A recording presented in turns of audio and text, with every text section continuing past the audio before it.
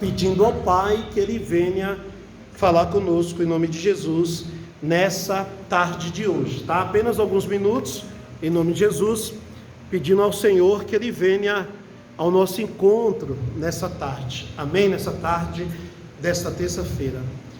A oração hoje é de joelhos dobrados, né? Eu quero já mandar paz para todos os irmãos que estão nos acompanhando aí nas redes sociais, e Deus possa abençoar cada um de vocês em nome de Jesus.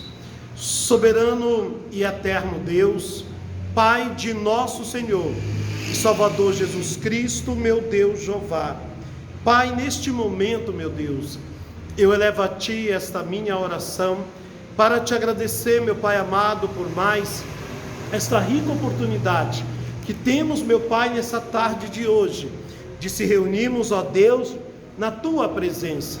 Meu Pai, na Sua palavra está escrito, meu Deus, que aonde houverem 2 ou 3 reunidos em Seu nome, o Senhor estará no nosso meio. E eu quero pedir ao Senhor, meu Deus, que o Senhor nessa tarde se faça presente aqui neste lugar. Eu quero, meu Pai amado, neste momento, Te agradecer ao Senhor, meu Deus, por até aqui o Senhor ter nos ajudado, por até aqui, meu Pai amado, o Senhor estar conosco, meu Pai.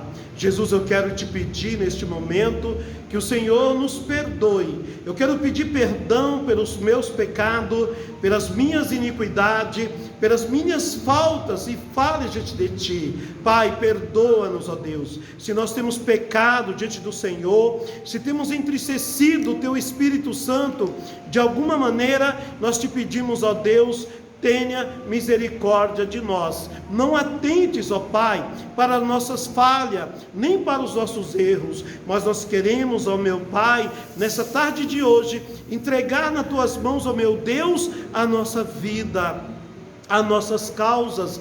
Na Sua palavra, Pai, está escrito que tudo o que é impossível para o homem é possível para Deus. Eu creio que o Senhor nosso Deus é o Deus do impossível, e é crendo desta maneira, é acreditando, meu Pai, no Deus do impossível, que nós se voltamos para o Senhor nessa tarde de hoje. Eu quero neste momento, meu Pai, apresentar nas Tuas mãos a Tua igreja, a Igreja Pentecostal Missionária Aliança com Deus.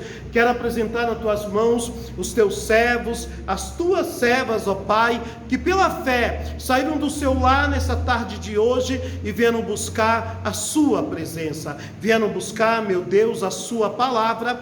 Que o Senhor venha abençoar as Tuas filhas e os Teus filhos, ó Deus, que pela fé já se encontram aqui nesta Tua casa. Eu quero apresentar, meu Deus, os nossos irmãos e irmãs, meu Pai, que têm nos acompanhado pelas redes sociais, que estão no seu lar, na sua casa, e pedindo de Ti a Tua bênção, pedindo de Ti, meu Pai querido, a Tua misericórdia. E eu Te peço, Senhor, contempla, Senhor, cada família nessa tarde de hoje. Eu apresento todos os nossos irmãos aqui de Itaquera e região. Eu Te apresento todos os nossos irmãos de todo este nosso estado de São Paulo, de todos os bairros e regiões, ó Pai, aonde quer que haja uma vida, que haja uma alma, meu Deus, pedindo por Ti, pedindo por socorro, porque o Senhor tem falado, Pai, o nosso socorro, ele vem do Senhor, que fez os céus e fez a terra, e tudo que nele há.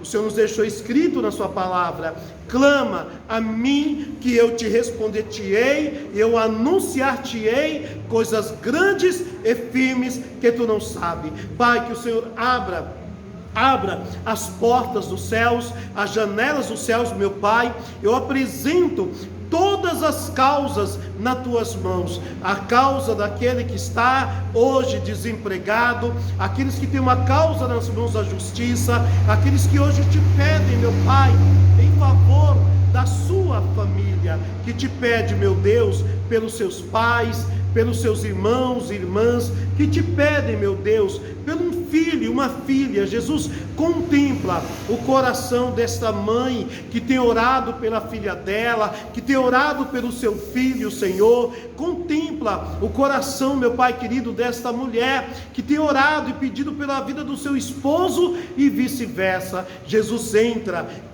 Jesus, com a providência divina. Dê aos teus servos, às tuas servas, ó Pai, a tua direção. Não nos deixe, Senhor, enganados nem confundidos, mas, Senhor, opera um milagre. Meu Deus, eu quero neste momento apresentar em tuas mãos, meu Pai, todos aqueles que estão enfermos, ó Pai, todos aqueles que hoje se encontram acometidos de uma enfermidade, aqueles que hoje estão desenganados pela medicina, meu Pai, aqueles, meu Pai, que estão hoje hospitalizados, que estão respirando à base de aparelhos. Senhor, envia anjos em cada hospital, visita a UTI, visita, meu Pai, que dá ala feminina, masculina, a pediátrica, meu Deus. Visita não somente aqueles que foram acometidos desse coronavírus, ó Pai, mas aqueles que estão acometidos de toda espécie de moléstias, de doenças, de enfermidades. Pai, abençoa, meu Pai. Abençoa os profissionais da área da saúde, meu Pai, os médicos, enfermeiros, enfermeiras, socorristas, meu Pai, aqueles que estão na linha de frente. Senhor, abençoe esta nossa nação, sara esta nossa terra, não somente, Pai querido, esta nossa nação, mas visita, meu Deus, todas as nações da face da terra, todos os países, todas as almas que estão hoje, Senhor, passando por provas, passando, Senhor Jesus, por este momento, Pai amado, na sua vida, pessoas que estão, Pai querido, atravessando verdadeiramente o vale da sombra e da morte. Eu apresento a família, quantas famílias estão de luto nesses últimos tempos, ó Pai, consola os corações, conforta os corações, ó Pai, e abençoe o teu povo. Eu quero entregar nas tuas mãos a tua igreja, eu quero apresentar nas tuas mãos os nossos irmãos que estão perto, que estão longe. Não deixe, Senhor, de visitá-los, de abençoá-los, mas que seja o Senhor a agir. Na tua palavra está escrito: entrega os teus caminhos ao Senhor e confia nele, que ele tudo fará por ti. Eu quero apresentar todos os pedidos que nos foram enviados, que, por mais que para nós seja humanamente impossível de ser resolvido, nós cremos que o Senhor é o Deus do impossível. Fica conosco nessa tarde. Fala conosco, Pai, na tua palavra e através do teu Espírito Santo, em nome de Jesus. Amém e amém, Jesus. Amém, glória a Deus, louvado seja Deus. Amém.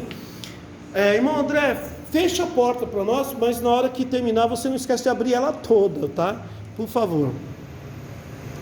Glória a Deus. Tá aí, amados irmãos, em nome de Jesus, né?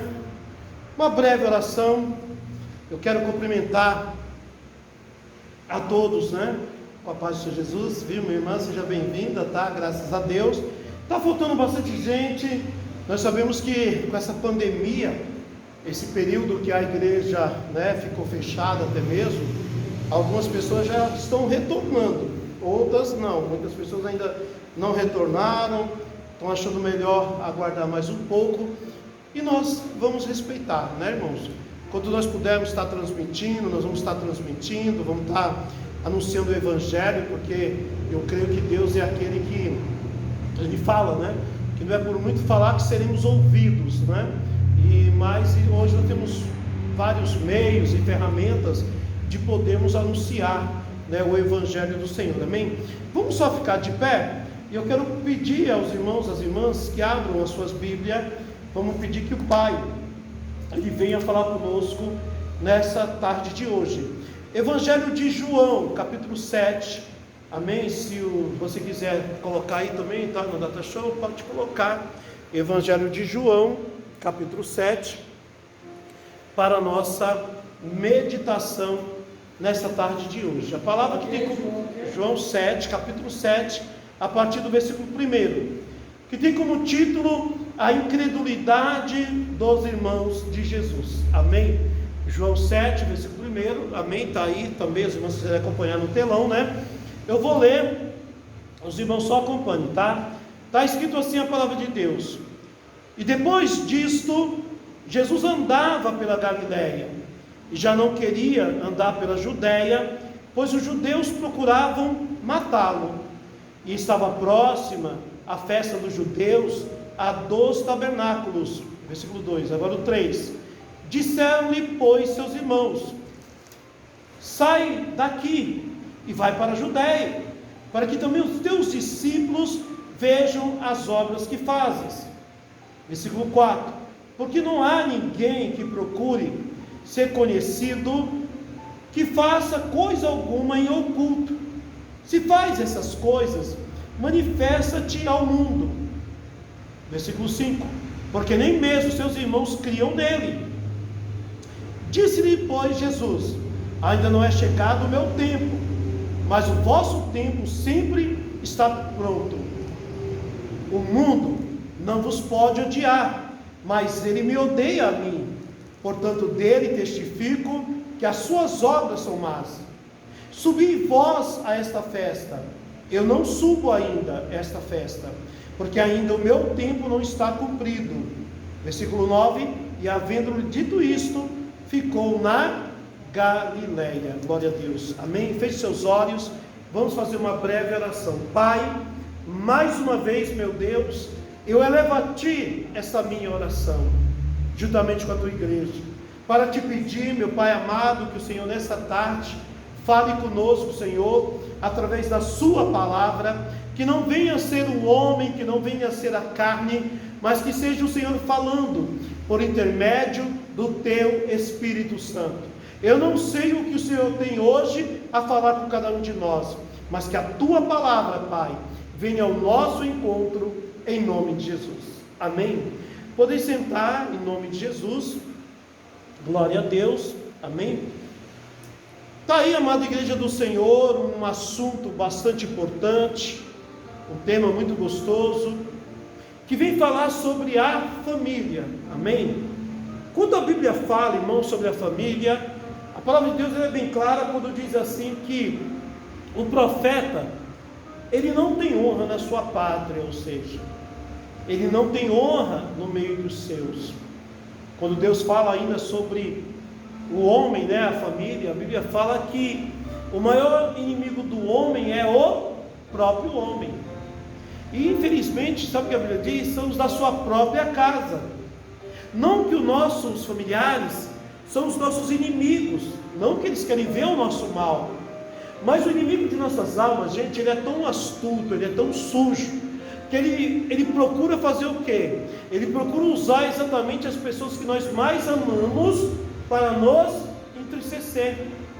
E está escrito na palavra de Deus que no final dos tempos será os pais contra os filhos contra os pais, o irmão contra o irmão e vice-versa. Mas só que o que nós temos que aprender e entender, irmãos, pega ali para mim o copo lá, que a nossa luta, pode ser descartável, não é mesmo? Que a nossa luta, ela não é, gente, nem contra a carne e nem contra o sangue. Ou seja, o nosso inimigo, irmãos, não é o nosso cônjuge. O nosso inimigo, sabe, não é os nossos irmãos ou irmãs, os nossos familiares, não. A Bíblia fala que a nossa luta não é contra a carne nem contra o sangue, mas é contra as hostes espirituais da maldade nos lugares celestiais. Mas pastor, mas o inimigo usa de um familiar nosso, de uma pessoa querida nossa para nos aborrecer? Usa. Dois exemplos na Bíblia. Eu vou dar 2 exemplos para vocês. Primeiro, 3 exemplos, vai. O primeiro casal da terra, que vivia no paraíso, viviam muito bem, mas Satanás conseguiu colocar e fazer com que acontecesse o que? O primeiro desentendimento, a primeira discórdia entre um casal. E como é que ele fez isso? E com quem foi? Adão e Eva, né? Porque quando a serpente engana a Eva, e Eva come daquele fruto, e ela não só come do fruto, como ela também dá ao seu esposo, né? No caso Adão. Quando Deus chama os 3, e quando Deus interroga os 3, a primeira pessoa que Deus se dirige foi para quem? Foi para Adão, porque foi para Adão que Deus havia dado uma ordem: Adão, de todas as árvores, o fruto de todas as árvores do jardim, você comerás, mas do fruto da árvore, que está no meio do jardim, essa você não comerá, porque no dia que você comer dela, certamente você morrerá. Adão, consequentemente, ele instruiu a sua mulher, quando o Senhor a fez e a entregou na mão dele, e a mulher, seduzida por Satanás, enganada pelo inimigo, ela não só comeu o fruto, como ela dá também ao homem. Porém, o que acontece? Quando Deus nos interroga, e Deus pergunta para Adão: Adão, o que foi que você fez? Eu não falei que você não comesse daquele fruto? Aí Adão olha e fala para o Senhor assim: a mulher que o Senhor me deu, ela comeu do fruto e ela me deu também, ou seja, ela me enganou. Aí a mulher, logicamente, engraçado que a mulher foi mais prudente que o homem, ela não revidou para ele, ela não questionou ele. Acredito sim que ela baixou a cabeça, entristecida, porque Adão, ele poderia ter assumido a culpa dele, ele poderia ter falado para o Senhor assim: não, Senhor, eu achei um fruto agradável aos olhos, e eu experimentei. Não, a mulher que o Senhor me deste, ela comeu do fruto e ela me deu também. Então acontece o primeiro atrito na vida de um casal. A mulher baixa a cabeça, entristecida, não responde ao marido nem a Deus, mas ela se vira e fala assim: Senhor, a serpente me enganou, por isso que eu comi do fruto, foi a serpente que me enganou. E Deus deu a cada um ali uma punição, vamos dizer, um castigo. Deus dá uma punição para cada um deles. Mas nós vimos aí o primeiro desentendimento dentro de uma família, entre um casal que vivia muito bem, que nunca haviam discutido nem brigado. Olha como a discórdia muitas das vezes ela nasce, gente. Só que o que eu e você temos que entender, que o nosso inimigo não é a carne, não é o sangue. Ou seja, não é o seu cônjuge, não é a pessoa que você ama, não é o seu filho, a sua filha. Infelizmente ali houve uma ruptura, vamos dizer assim. Foi aberta uma brecha, onde Satanás ele conseguiu, através daquela brecha, a entrar de vez no mundo. E quando ele entra através do pecado da desobediência, entra também a morte. E a morte passa agora para todos os homens. E quando Adão e Eva, a gente conhece a história, eles têm os seus dois primeiros filhos, que foi justamente quem? Abel e Caim. Aquela discórdia que começou lá atrás, vem refletir nos dois agora também. Porque um dia os dois vão se apresentar diante de Deus, levando as suas ofertas. Abel leva uma oferta das suas ovelhas, Caim leva uma oferta dos frutos da terra que ele trabalhava. O que aconteceu? Caim ficou irado, porque ele achou. O homem passou agora, irmãos, a ter isso dentro dele, a fazer juízo, ele mesmo, ele fazia juízo das coisas. Sabe quando você escuta aquela palavra: olha, você está vendo coisas que não existem, você está imaginando coisas que não existem, não é assim. Mas muitas das vezes a pessoa fica tão cega, que a pessoa não quer aceitar e não entende. Aconteceu isso com Caim. Simplesmente o seu semblante fica descaído, ele olha para o seu irmão com aquela ira terrível, e mesmo diante de Deus, ele já maquina, pronto, o mal contra o seu irmão. Eu vou eliminar o meu irmão, eu vou tirar ele de perto de mim, eu vou matar ele. Caim ele realmente, irmãos, ele maquinou tudo isso. Ou seja, ele planejou a morte do seu irmão. Tanto é que quando ele chama o seu irmão para ir com ele no campo, o que ele faz? Ele se lança contra o seu irmão e ele o mata com uma pedra. Ele pega uma pedra e o mata. Ou seja, então, se fosse vamos dizer assim, uma discussão boba, um desentendimento entre dois irmãos, uma briga, não haveria morte. Mas Caim leva o seu irmão para o campo, justamente já com esse pensamento de tirar a vida do seu irmão. E ele tira. Só que, para Caim, enquanto ele achava que o seu irmão era o seu inimigo, e não era o seu inimigo. Ou seja, irmãos, volto a repetir: o nosso inimigo não é a carne nem o sangue, mas a nossa luta é contra as hostes espirituais da maldade nos lugares celestiais. Pastor, mas o que tem a ver isso? Muita coisa, irmãos, aqui para nós. Tem muito sim a ver. Se eu fosse falar de família, eu citaria várias famílias. Por exemplo, José. Deus não permitiu que José fosse, realmente odiado pelos seus irmãos. José foi odiado pelos seus irmãos. Por quê? Porque achavam que seu pai dava mais atenção para ele, porque ele era, um dos seus últimos filhos, era ele, Rubens, e o pai de José havia feito uma túnica colorida, havia dado para ele, e Deus deu um dom para José, que foi o dom de sonhar e de interpretar os sonhos. E os seus irmãos com isso começaram a ficar incomodados com ele, os seus irmãos mais velhos, primogênito, a ponto de que isso tudo já, nesse caso, irmãos, foi o que? Foi um plano de Deus. Por que foi um plano de Deus? Porque Deus tinha promessa para aquela família. A promessa que Deus tinha foi a promessa que Ele deu para Abraão lá atrás, que Deus iria enviar Abraão para uma terra que mana leite e mana mel, e a sua descendência seria como os grãos da areia da praia, e assim vai como as estrelas do céu. Então a descendência iria continuar vivendo essa promessa, a descendência de Abraão, de Isaac, de Jacó. E Deus escolheu por bem José para livrar o seu povo da morte iminente. Deus permitiu que todos os seus irmãos se levantassem contra ele, e ele sonhou, ele teve o sonho. Deus avisou para José, quando ele teve o sonho, que ele viu que 11 estrelas. Ele teve 2 sonhos, vou falar do segundo, tá? Ele sonhou assim, que 11 estrelas se prostravam diante da estrela dele, e ele fala que também o luminar maior e o luminar menor se prostravam diante dele, representando o quê? O sol e a lua. E isso aconteceu quando ele, como governador do Egito, os seus irmãos se prostram diante dele, os seus pais se prostram diante dele, quando ele então se manifesta e fala: eu sou José, aquele mesmo que os seus irmãos primeiro queriam matá-lo, mas Deus sempre tem um dos seus para livrar. Então eles jogaram ele naquele poço, venderam ele, como um escravo. E às vezes a gente olha assim: poxa vida, que família, pastor.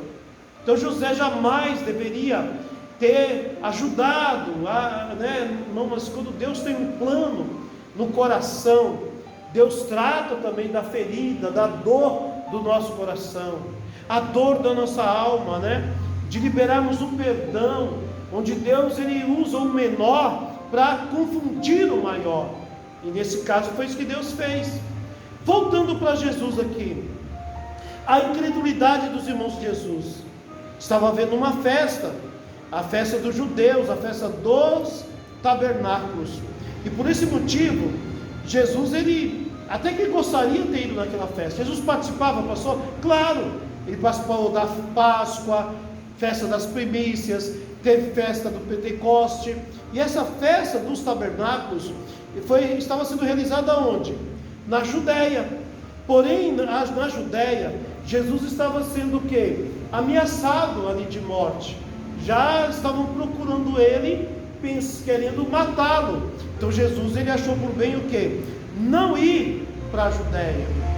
E aí é onde ele aqui diz a palavra de Deus, que aqui no caso, a partir do versículo 3, quem que se manifesta aqui? Os seus irmãos. Os seus irmãos, pastor, mas Jesus não era filho único de Maria? Maria, a Virgem Maria, não só teve o menino Jesus? Não, irmãos. Certa feita Jesus estava no templo e disseram: olha, sua mãe, seus irmãos, suas irmãs estão lá fora e querem te ver.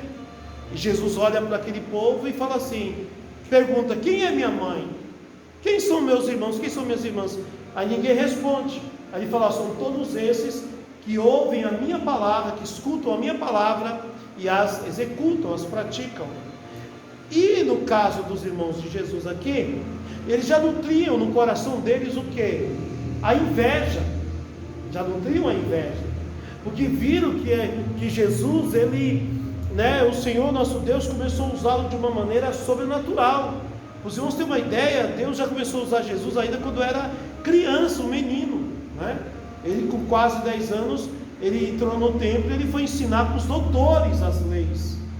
Então, ou seja, Maria sempre guardava aquilo tudo que ele ouvia falar do menino Jesus. Então Deus começou na realidade a impulsioná-lo e usá-lo ainda quando criança. E isso fez com que seus irmãos se levantassem, né, com inveja. Tanto é que os seus irmãos dizem o quê? Disseram-lhe, pois, seus irmãos: sai daqui, vai para a Judéia. Sabe quando nós temos um atrito na família, e de repente tem irmão e irmã que se incomoda com o outro, e fala assim, sabe, grita: o que você está fazendo aqui? Você acha que você é melhor do que eu? O que você está fazendo aqui? Por que você não arruma suas coisas? Você não vai embora? Por que você não some? Por que você não desaparece? E quando muitos até usam uma palavra pesada, né? Por que você não morre logo de uma vez? Assim você vai dar paz para a mamãe, para o papai, para nós todos. Mas irmãos, sabe, eu quero que você entenda uma coisa. Eu sei que é difícil, isso é terrível, mas a nossa luta não é contra a carne nem contra o sangue. Nós temos que fazer a diferença. Pastor, mas é difícil, você não tem noção como é difícil. Eu sei que é difícil, mas tem momentos que nós temos que fazer o que, pastor? Se calar, ficar quietos.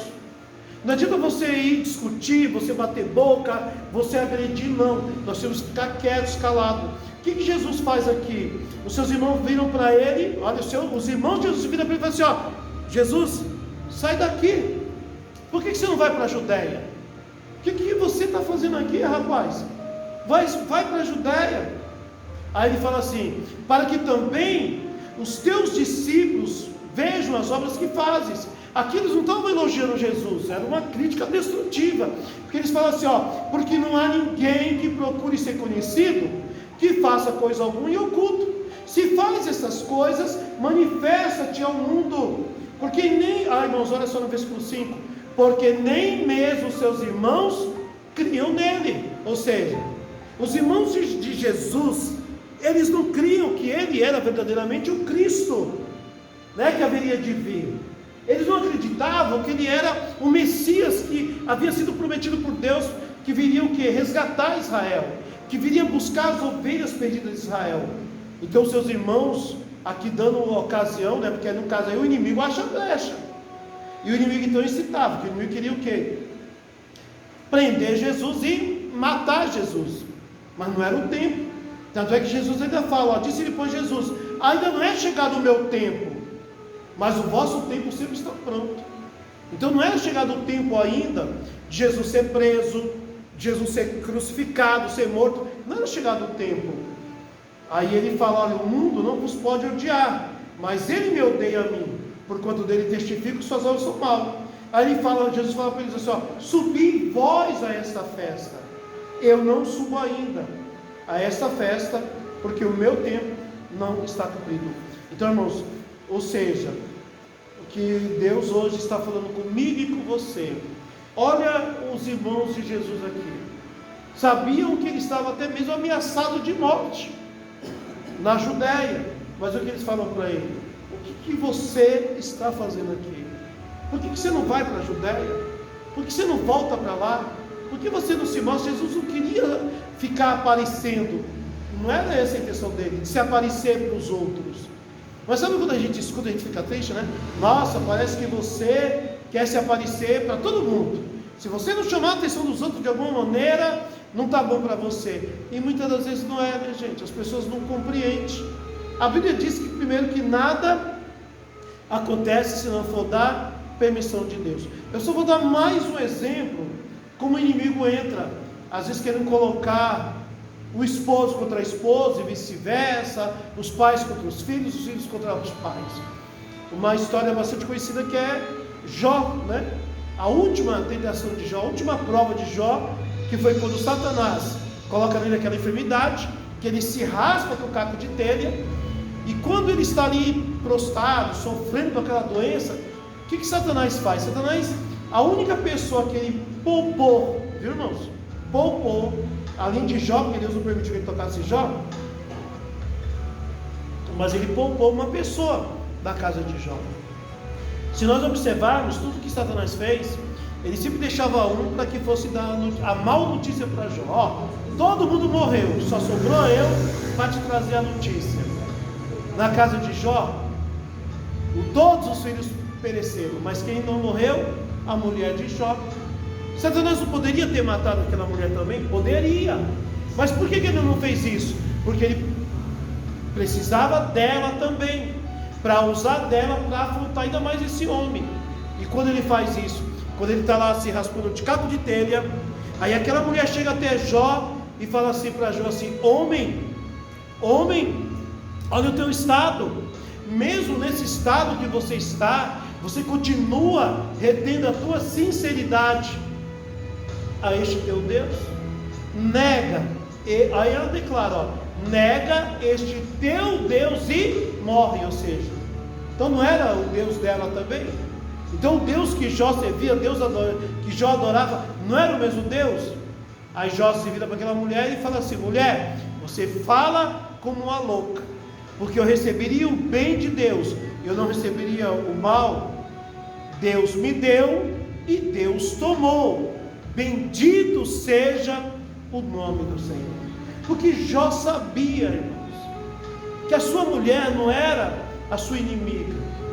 Ele sabia que o que estava acontecendo ali era uma coisa sobrenatural. É isso que eu e você, meus irmãos, temos que entender e começar a olhar pelos olhos espirituais. Jamais o seu pai, a sua mãe vai querer o seu mal, você que é filho, filha.